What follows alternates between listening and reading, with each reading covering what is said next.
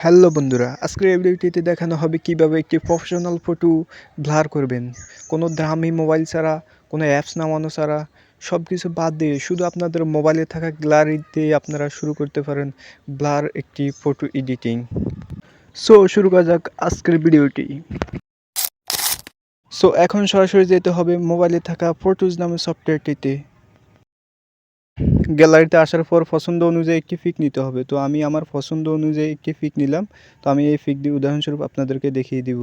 তো এখন এখান থেকে সরাসরি আমরা চলে যেতে হবে, এডিট নামে একটি অপশন আছে সেখানে ক্লিক করতে হবে।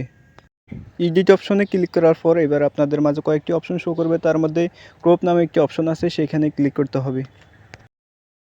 ক্রপ অপশনে ক্লিক করার পর তার উপরে দেখবেন একের বরাবর টুলস একটি অপশন আছে, টুলসের উপরে দিয়ে ব্লার একটি অপশন আছে সেখানে ক্লিক করতে হবে।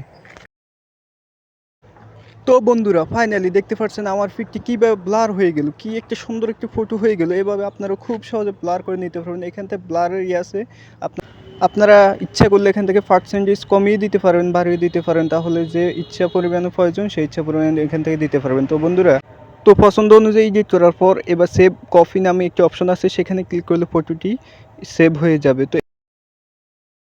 তো বন্ধুরা, এরকম ভিডিও ভালো লাগলে বা আরও এরকম ভিডিও চাইলে অবশ্যই চ্যানেলটি সাবস্ক্রাইব করে পাশে থাকবেন। ধন্যবাদ।